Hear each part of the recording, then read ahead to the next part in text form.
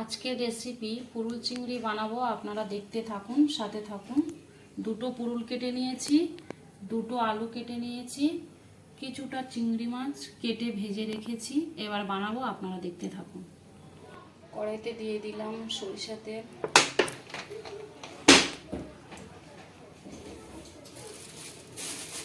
দিয়ে দিলাম তেজপাতা, একটু ফোড়ন,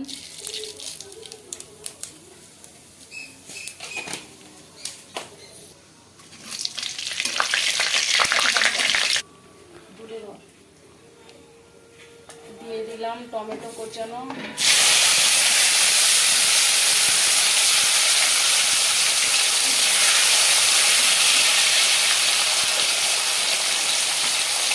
লবণ দিয়ে দিলাম, তাড়াতাড়ি টমেটোটা নরম হয়ে যাবে।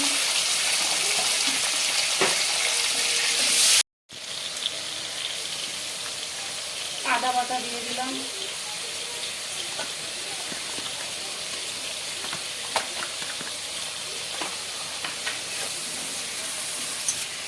দিলাম কেটে রাখা আলু। বেশ কিছুক্ষণ নাড়াচাড়ার পরে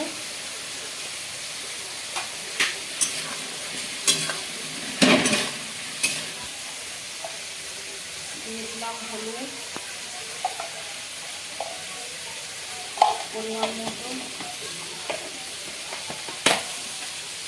লবণ পরিমাণ মতো,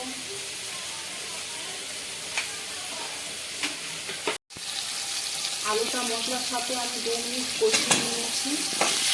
এখন দিয়ে দেবো পুরুল।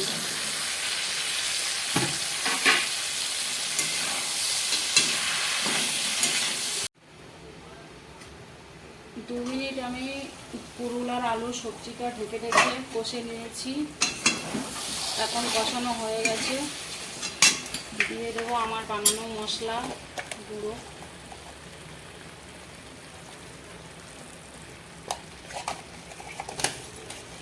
স্বাদ মতো একটু চিনি দিয়ে দেব।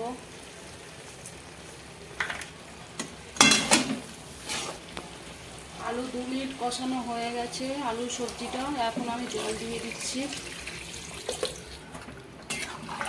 এখন 2 মিনিট ফুটবে।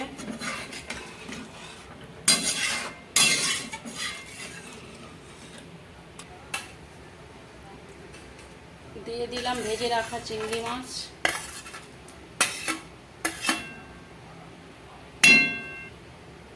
এখন আমি ঢেকে দেব, 2 মিনিট ফুটিয়ে নেব। 2 মিনিট হয়ে গেছে, তরকারিটা এখন আমি তুলে নেব। দেখুন তরকারিটা একদম রেডি খাওয়ার জন্য। তো কি লোভনীয় দেখতে হয়েছে দেখুন বন্ধুরা, মনে হচ্ছে এখানে খেয়ে সব শেষ করে দিই।